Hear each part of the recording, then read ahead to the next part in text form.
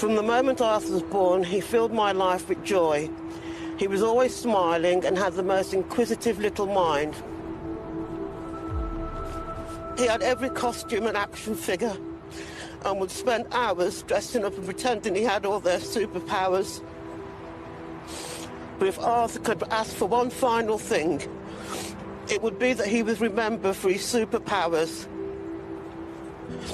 And Arthur's superpower was his smile.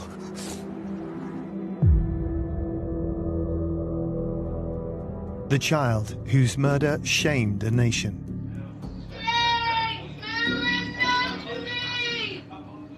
And the adults who filled his life with torment. They were living a hot tub lifestyle. They were living it up, while Arthur was forced to stand up against the wall for up to 16 hours a day. A suburban house of horrors. There was a clear pattern that had developed of utter cruelty. And a story concocted by a dad and stepmom, now dissected frame by frame. The Watcher. As a doctor in emotional intelligence, I'm trained to look beyond the words and see what's really happening below the surface. The Listener. I'm a professor of linguistics. That involves listening to what people say, how they say it, and what they intend to communicate. And The Profiler. As a consultant forensic psychologist, I've come face to face with some of the world's most notorious criminals, studying them, profiling them, and discovering what drives them. When I tried to get him off the floor from headbutting the floor, he headbutted me and he kicked me and he's hit me. She looks feral in this image here. You can see the glare of the eyes, but she's actually feeling disgust when she's talking about Arthur. I picked him up, put him on the sofa, poured water in his mouth. You don't pour water into a child, even if that child's conscious. So for me, it raises alarm bells.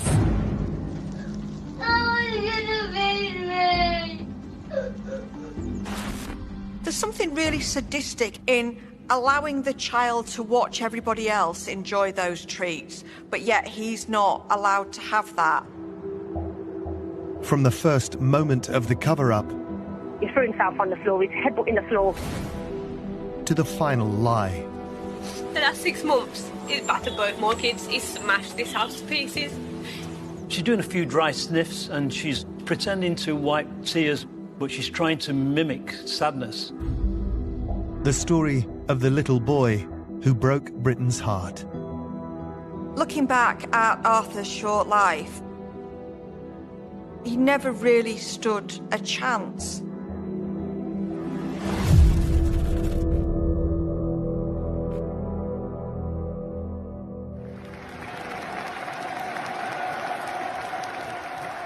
December 2021. And football crowds around Britain pay tribute to a young fan whose life came to a tragic and premature end. His name, Arthur Labinjo Hughes. Arthur was a huge Birmingham City fan, and one of his favourite possessions was a Birmingham shirt, and he wore it whenever he could. But what was really moving to see was all clubs of all colours came together and paid tribute to him that weekend. So on the 6-minute mark of the game, they paused to clap for Arthur, and those 6 minutes represented 1 year of his life.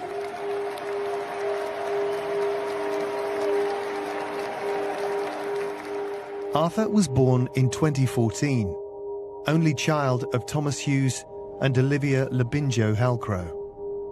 2 years later, the couple split whilst still in their 20s. Olivia's a really bright woman. She was privately educated. She went to Solihull School, which is a fee-paying school and probably one of the most prestigious in the Midlands region. She then went on to study at Nottingham University, and she was also in the Territorial Army at one point. Unfortunately, she did drink too much and had some mental health problems, and ultimately I think that led to the breakdown of her relationship with Thomas Hughes. Following the split, Olivia and Arthur shared her flat in Birmingham. Soon afterwards, she began seeing Gary Cunningham, a local man with a history of violence. Olivia and Gary Cunningham's relationship was a toxic one. They met on an alcohol awareness course, and we know that there was violence on both sides. We know that Olivia did make complaints about Cunningham's violence towards her, but she never followed them through. Then one day in February 2019, in their flat in Birmingham, they had a huge fight, and Olivia ended up stabbing Gary Cunningham a number of times, and it was fatal. Although charged with murder, Olivia was later convicted of manslaughter and sent to prison for 11 years. Her sentence meant sole custody of Arthur passed to his father, Thomas Hughes.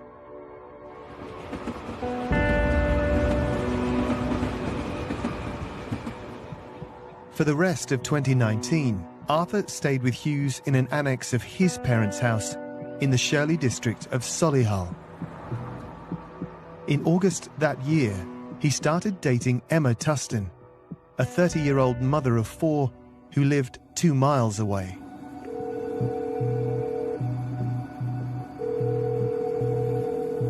It was from her house, 10 months on, that she called 999. Ambulance service, is the patient breathing? Barely. Okay, is he breathing right now, though? Is he breathing, Tom? He keeps taking big dark breaths. Basically, my 6-year-old stepson is falling, he's banged his head. Okay. And while he was on the floor, he's banged his head another 5 times. Okay. There's several things to note that we can summarise from the call overall. The first relates to how Emma Tustin assigns agency to a 6-year-old. She is deliberately assigning all responsibility for Arthur's actions, for Arthur's injuries, if you like, to him. He's causing these injuries to himself. It's nothing to do with Emma Tustin. He's fallen, he's banged his head. Okay. And while he was on the floor, he's banged his head another 5 times. Okay. Now, if you follow through with this logically, he's banged his head once, and then he's banged his head another 5 times. That's her words. That's 6 times, which leads us to ask, OK, if she can count how many times he's banged his head, why isn't she trying to stop him after the 2nd attempt? And while he was on the floor, he's banged his head another 5 times. Okay. What she also does is avoid using his name directly, so the name Arthur isn't used by her at all in this clip from the 999 call, and instead Emma Tustin refers to him using he 30 times. He's in and out, he's got a big lump, but he's banged his head, his head is sick. He's losing colour, he's very pale, banged his head, he's barely breathing, he's lost colour, he's basically been treating us all off. He's lost just at the minute. Him 6 times. I'm trying to pick him up in the process. He's washed him down, to get him, doing him, but I've got him up. His 6 times, and himself 3 times. His head, banged his head on his head. No way. Banged his head, the lump on his head, sat on his back. He's threw himself, he's done to himself, knocked himself out. We're talking about 45 instances where she could have named Arthur directly, and she's opting not to. So we've got a clear indication of distancing here. She's identifying her role as caregiver, but not identifying him in a way that shows intimacy. The call wasn't Tustin's first brush with the emergency services. Emma Tustin had a chaotic background. She left school without any qualifications. She was arrested for shoplifting when she was young and went missing a few times. She had 4 children with 3 different fathers, and once, when one partner threatened to leave her, she tried to kill herself by jumping off the top floor of a multi-storey car park, which left her with multiple broken bones and long-term mental health problems. Following her suicide attempt, 2 of Tustin's 4 children were removed from her care. Within weeks of meeting Hughes, she became pregnant again, and the 2 announced plans to marry. As they began spending more and more time together, Arthur's behaviour underwent a dramatic change, noted by staff at his school. Arthur had been bright and he'd been bubbly, he'd been very animated, but suddenly he's withdrawn. He seems preoccupied with ideas that his father might suddenly disappear and leave him, or maybe his father will kill him. He's obsessed with weapons, guns and murder, and this is just not characteristic of him at all. And I think it was too easily put down to the fact that, well, his mother's in prison, and this is what this is all about. And yes, this is new domestic arrangement. This is just a blip. This is just him trying to adjust. It wasn't really taken as seriously as it should have been, bearing in mind that this is a child who has gone from actually being really quite stable to very, very unhappy in a short space of time. Is he awake? He's half in and out, but he's banged his head quite hard. Is his breathing noisy or abnormal? Is it noisy or abnormal? It's barely there, he's barely breathing, he's in and out. She's describing a child that is having difficulty breathing following several bangs to his head. You know, it's pretty gruesome content, and we don't have a voice quality that suggests any emotional state on her part. What you get instead is her presenting Arthur in a negative light. Is it noisy or abnormal? It's barely there, he's barely breathing, he's in and out. He's basically been treating us all up. He's threw himself on the floor, he's headbutting the floor. So we're now doing negative other presentation. We don't seem to be concerned for the child who's in and out of consciousness. We're now continuing to push this idea of Arthur being the agent. He's headbutting the floor. I'm trying to pick him up in the process, he's headbutting me in the process. So this is all about blame shifting. We have Emma Tustin representing herself as trying to pick him up. So she's trying to help, but she becomes the victim in the process. He's headbutted me in the process. But remember, this is a child that, by her own admission, is barely breathing at this point. That's a child in peril. And so it makes for difficult hearing.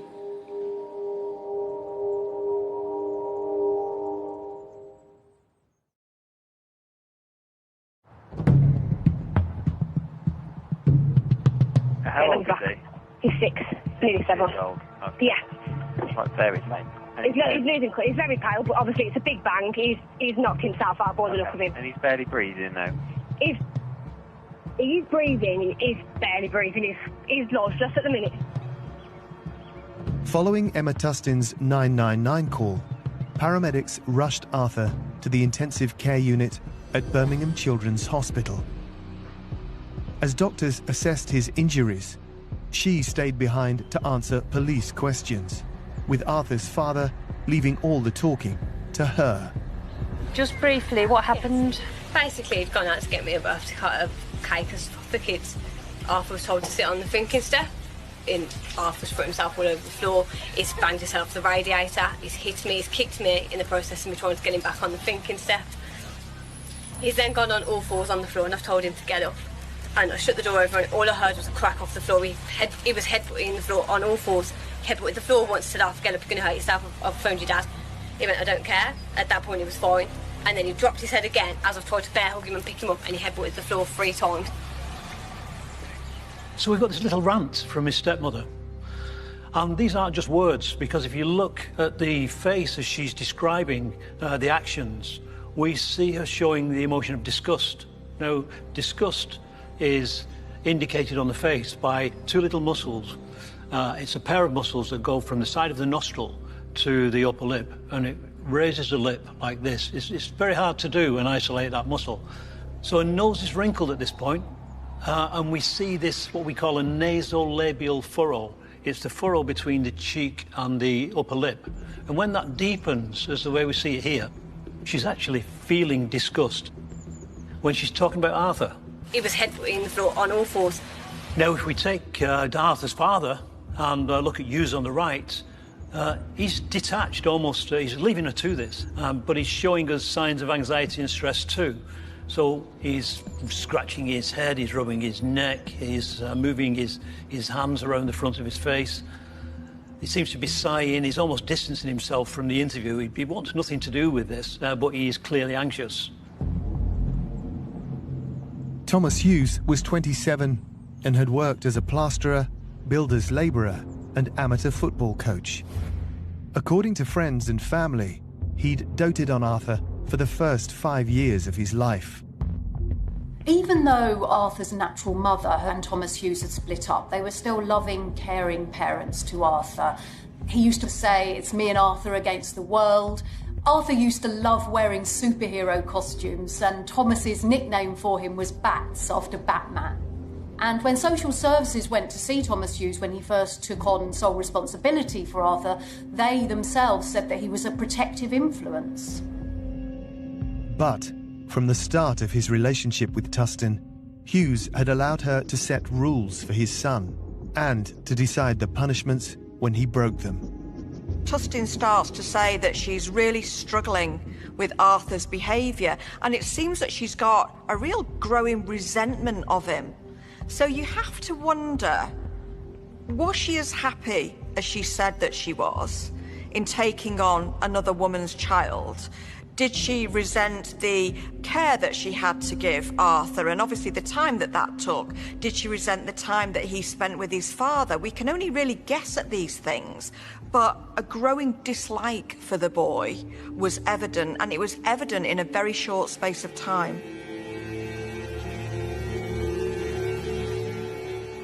In March 2020, when England went into its first national COVID lockdown, Hughes moved into Tustin's home permanently, taking his young son with him. Over the next few months, her dislike of Arthur increased further. I think it's pretty obvious she was jealous of Arthur and the fact that he was competing with her, she felt, for Thomas Hughes's attention. But I think there was another reason too. Olivia, Arthur's natural mother, had recently applied through the courts to resume contact with Arthur. And I think that Emma Tustin probably thought that that would obviously bring Hughes back into contact with Olivia too. And she saw that as a real threat. Just briefly, what happened? Basically, he'd gone out to get me a birthday card of cake for kids. So if we compare this with the 999 call, she's using similar strategies throughout. Arthur was told to sit on the thinking step. So Arthur was told to sit on the thinking step, and we're supposed to associate that with the fact that he's probably been naughty, and that's why he's got to go on the thinking step. And then she tells us Arthur's thrown himself all over the floor. Arthur's thrown himself all over the floor, he's banged himself off the radiator, he's hit me, he's kicked me in the process of me trying to get him back on the thinking step. So she's the helpful caregiver who's trying to get this willful child to behave, and this is a child that's acting up no matter what she does, is basically the message she's trying to give at this point. At that point he was fine, and then he dropped his head again as I've tried to bear hug him and pick him up, and he headbutted the floor 3 times. Here on this carpet? Round about, the door was shut, so if you go in I'll show you. Because it's probably about here his head was, but it's concrete, there's no underlay under that.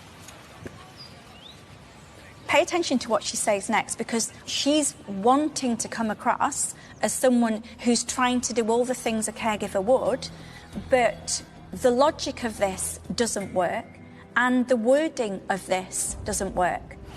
But he'd banged his head 3 or 4 times. Obviously then went to pick him up.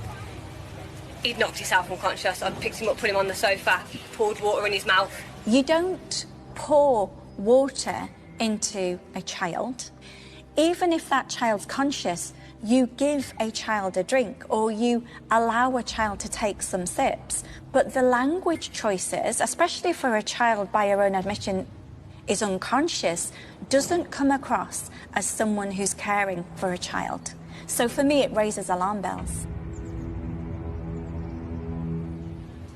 So you come in, he's banged his head 3 or 4 times I was here. in the kitchen, then I'd sat down in the living room and that's when he threw himself on the floor. Then you heard him banging his head. So what did you do? So you've heard him bang his head, and she repeats that back. But what's going on underneath the surface is she's peeking now in fear. How do we know that? If you look at the eyes, she's in wide-eyed fear, and the mouth is stretched back horizontally. So these are the 2 key features of fear. So the eyes widening, as you see at this point, and the mouth is stretched back. You see little creases and dimples in her cheeks to tell us this resource muscle here is engaged.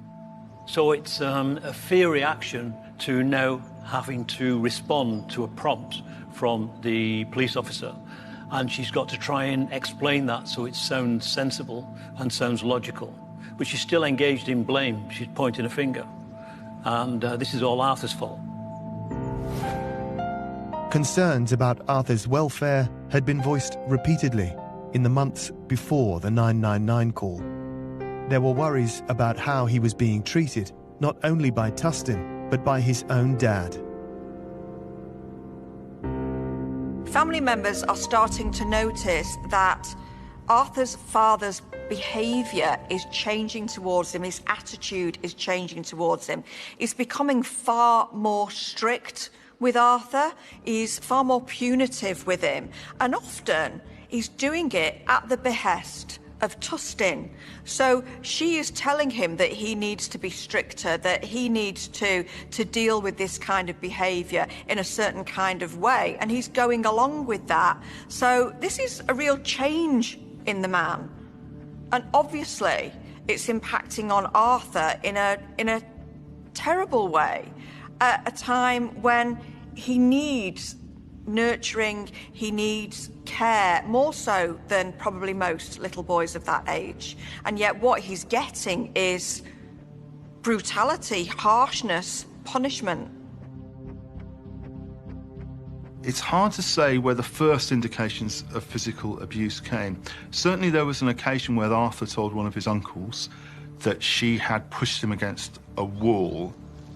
Other relatives noticed that whilst she treated her other children really well, she tended to disparage Arthur, to treat him cruelly, to punish him, to insult him a lot. And that was what was really clearly giving people concerns.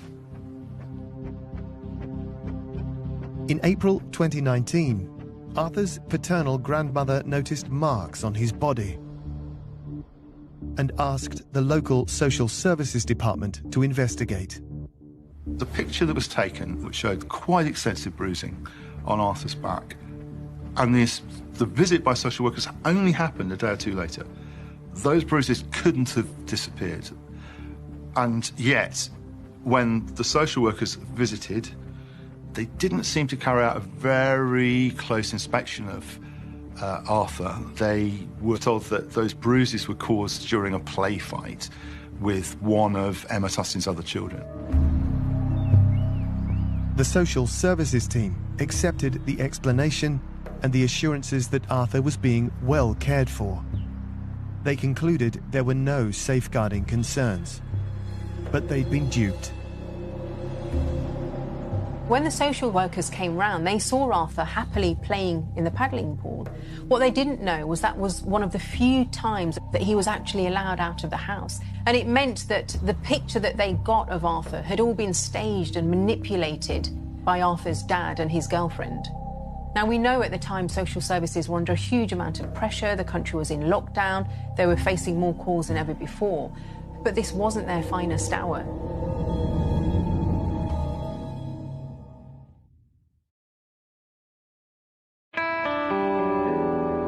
June the 17th, 2020. Around 10 hours after Arthur's admission to hospital, doctors withdrew the 6-year-old's life support. As well as the recent catastrophic brain trauma, they found 130 more unexplained injuries. The investigation into a supposed household accident was now a murder inquiry.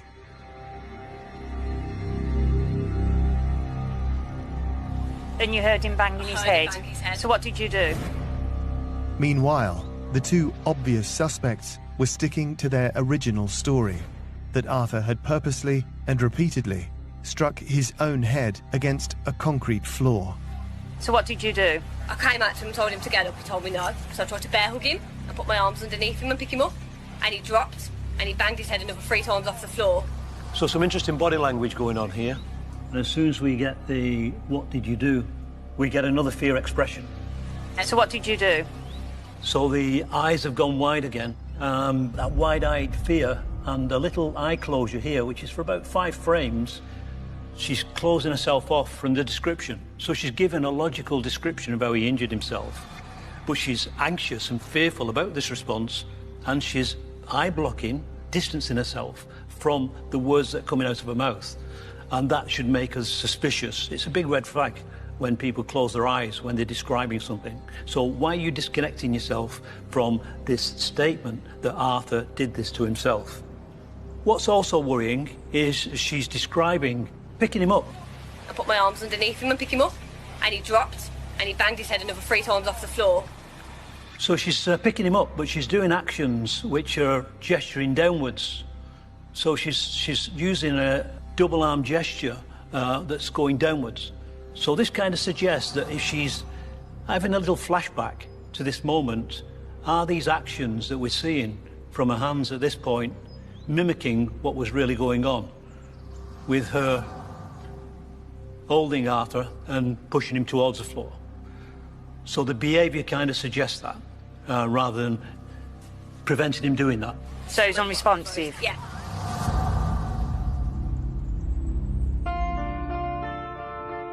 In the weeks before his death, Arthur's health and appearance deteriorated. When one of his uncles voiced his concerns to the police, they took no action, as they believed social services were already investigating. Due to the pandemic, Arthur's teachers had also been unable to keep tabs on his welfare. Even when his school reopened a week before the 999 call, his father and Tustin wouldn't allow him to return. Domestic violence of all types really skyrocketed during lockdown, and you know what they say, domestic abusers always work from home. So I think that where Arthur was concerned, this would have forced him to spend more time with Emma Tustin, which of course would have been difficult for both of them because she hates caring for Arthur. She doesn't find it rewarding. She, you know, thoroughly dislikes having to care for him. And, well, you can imagine the terrible time that he was having in her company. But can we blame lockdown? No, I don't think we can blame lockdown. This would have happened, I think, anyway. I think that lockdown just made the situation more intense, so made it happen that bit more quickly. Towards the end of her police interview, Tustin began talking about Arthur's behaviour throughout lockdown, and for the first time appeared to become emotional. Like I say, he's like the last 6 months, he's battered both my kids, he's smashed this house to pieces, he's battered his dad, he's hit me. There's no sadness going on there. She's doing a few dry sniffs, and she's got the brows squeezed together. She's pretending to wipe tears, which we can't see, even with a close-up here. There's no dampness around the eyes, but she's trying to mimic sadness. He's hit me. When I tried to get him off the floor from headbutting the floor, he headbutted me, and he kicked me and he's hit me. So he's headbutted her. When somebody tells me there's a headbutt, it's a headbutt on the forehead. He's 6, and she must be 5'7". So what's he headbutting? Your shins, your knees? So this doesn't fit. It seems to be fabricated. Yesterday we went to my friend's house, and he pushed me down 5 stairs. You're not my real mum, I hate ya. I'm going to get my mum to kill you, he said. So we're now getting to the crux of the relationship. That maybe it's true that Arthur has described as "you're not my real mum." Maybe in the moments where he's being abused or being mistreated or not being fed or not being cared for, Arthur's retaliating. He had spirit. But that seems to be the trigger which has caused this anger to escalate to a position where she's just leaking fury. You're not my real mum, I hate ya. She looks feral in this image here, where the brows are down. You can see the vertical wrinkles between the brows. You can see the glare of the eyes. And this is almost disgust combined with anger. And this is hate. I'm going to get my mum to kill you, he said. And even so, I've done my best for that kid. Now we've got some sadness. How do we know we've got sadness here? We've got the mouth turning down, we've got the brows raised in the middle, we've got a triangulation of the eyes. So these are the features of real sadness. This is the first time we've seen it towards the end of the interview. We're hearing the voice break. I tried to get him off the floor. So the two theories are, Is she sad because she knows she's probably lost Arthur at this point? Or is it the potential loss of her liberty once the truth comes out? And when you string together the disgust, the fury, the hatred, and the projection and the rationalisation and the defence, she's almost building a case here on the fly, and you only see this concern at the end, I'm afraid the evidence is swinging towards the theory that this sadness is for herself. It's the pitiful realisation that the mess she's got herself into from damaging Arthur is going to have consequences now.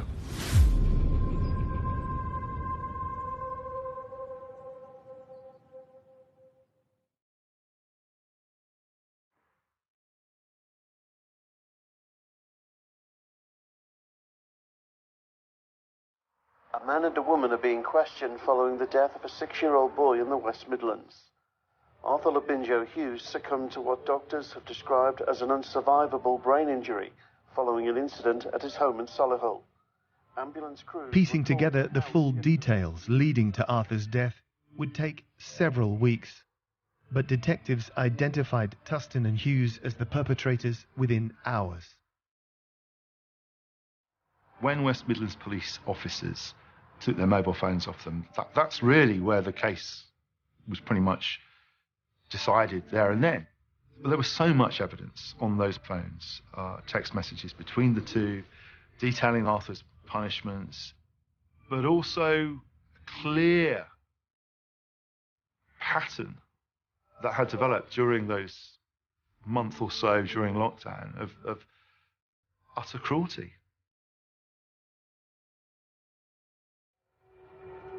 The texts showed Tustin blaming Arthur for causing arguments in the house and complaining about having to look after him. In one exchange, she threatened to split with Hughes if Arthur stayed. The couple patched up their row, and soon Hughes was mimicking and even encouraging her abuse of his son. When you hear some of the language that they used about Arthur, it's really heartbreaking and disturbing. Tustin describes him as Satan and Hitler. She calls him the C word. And Hughes, instead of defending his son in his replies, he calls his son a weasel. And they seem to egg one another on. So she will say to Hughes the punishment that she's going to give to this poor little boy. And in response, he said things like, take his neck off or just finish him. The big mystery is, how did Hughes turn from this actually concerned and good father into this dreadful, abusive, I don't even want to call him a father, who is encouraging his partner to end the life of his son? The fact is that Arthur had been demonised, and therefore he was deserving of violence. What they were calling Arthur is very, very significant. They were referring to him as the devil's child, Satan, Hitler. Now, this might just seem on the surface like insults, but actually it's not. And there's a very clear psychological function to this kind of language. It turns Arthur into something evil, nefarious, less than human, Satan, a demon. And it allows them to treat him, therefore, in a way that is less than human. Tustin had also used her phone to keep a record of Arthur's supposedly bad behaviour.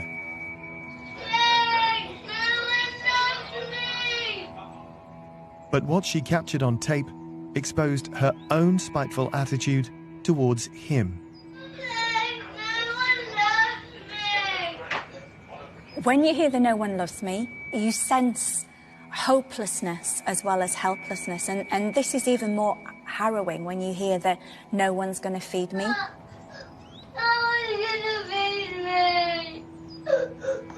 It's said 6 times, and at one point we hear a little child's voice say, "I'm going to give you a cuddle."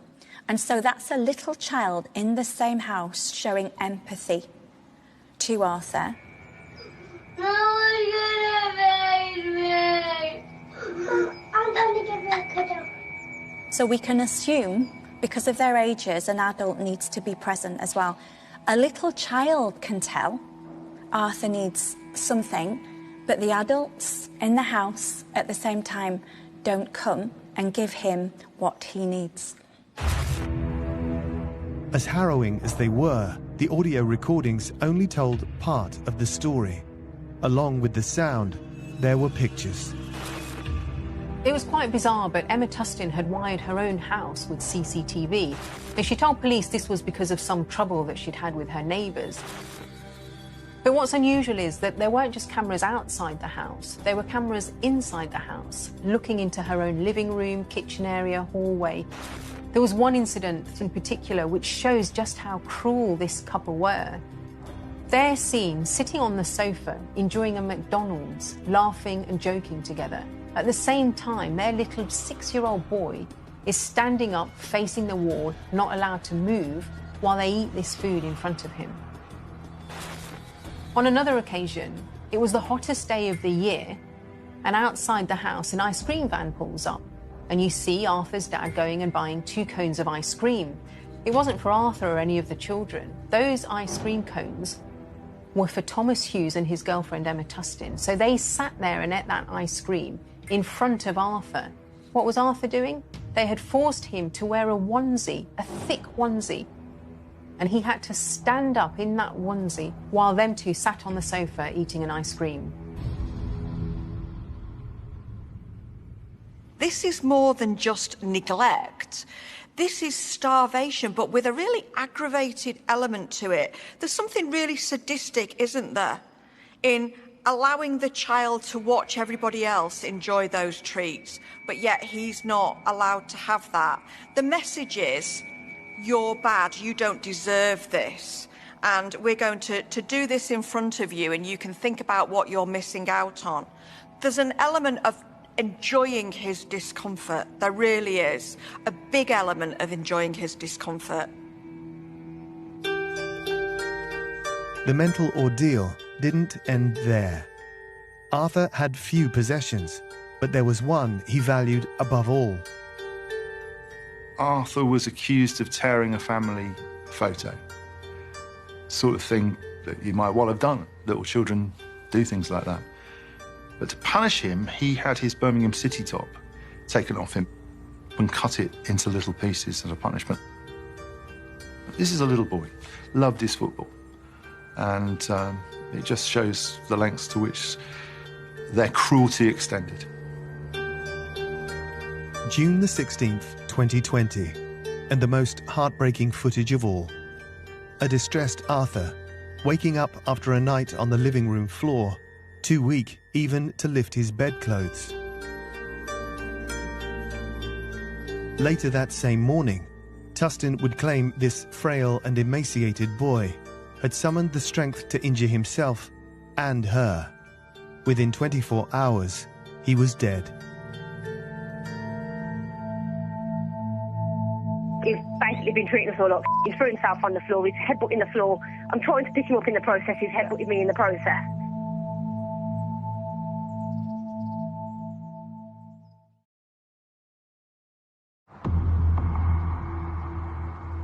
October 2021. When Tustin and Hughes went on trial at Coventry Crown Court, the jury heard the full story of Arthur's life and death at their hands. Tustin had killed him by banging his head against a hard surface repeatedly. But the post-mortem also revealed a sustained pattern of abuse by both her and his father. There were broken bones or evidence of repeated beatings and physical punishment over the previous couple of months. And another thing they discovered was that he had high levels of salt in him. That could only have been administered in the form of food or drink. And it became clear that ultimately that Emma Tustin, as part of the punishment regime, had been adding salt to his food and drink. And that had helped to poison him as well, which made him even more weak, along with the starvation and everything else that was going on. when I look at the salt poisoning, the lethal amounts of salt that she was administering to him, is this just more sadistic behaviour? Well, I don't think it is. I think that she intended to kill him with salt because it would be easier for her to explain away as a medical condition rather than what it really is, which is a violent act, a violent abusive act.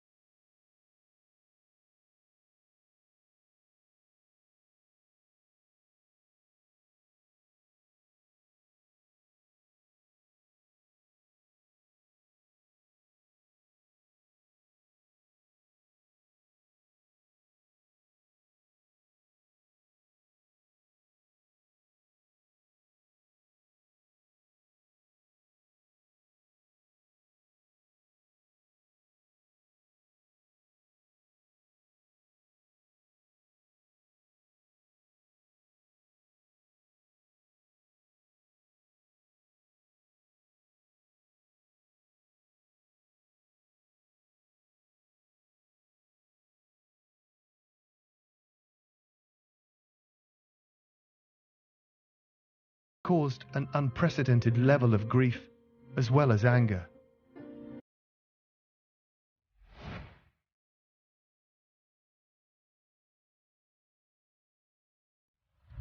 So this is from my daughter Olivia, Labinjo Hughes, Arthur's mom. Following the verdict of my son's trial, I'd like to take this opportunity to focus on the life Arthur lived and to celebrate the little beautiful boy I knew and loved deeply. The details of Arthur's case are harrowing and incomparable, but I want people to know who Arthur was, from his huge smile and personality to his gentle and caring nature. All mothers are biased, and I believe that their children are the best, and I'm no different. Arthur was the light of my life.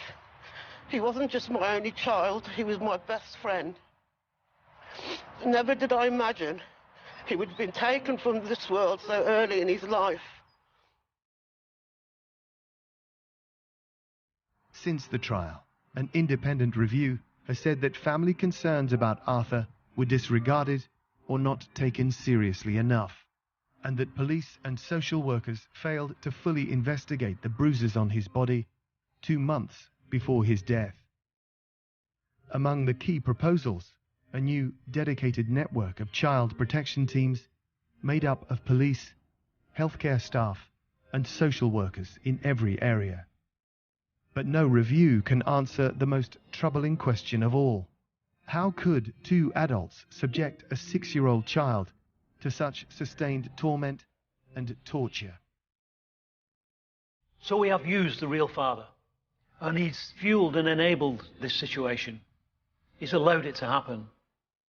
And Tustin is his stepmom, who tries to point the blame towards the 6-year-old for the inability of her to manage his behaviour. We've evolved as parents to care for our children. I'd die for my children. Most people would do. But to stand by and let your child be mistreated and die, how can a father do that?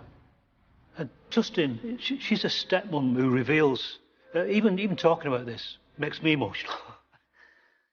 But the rationalisation of the bad behaviour is a poor defence. And it's just heartbreaking to see parents who can let that happen.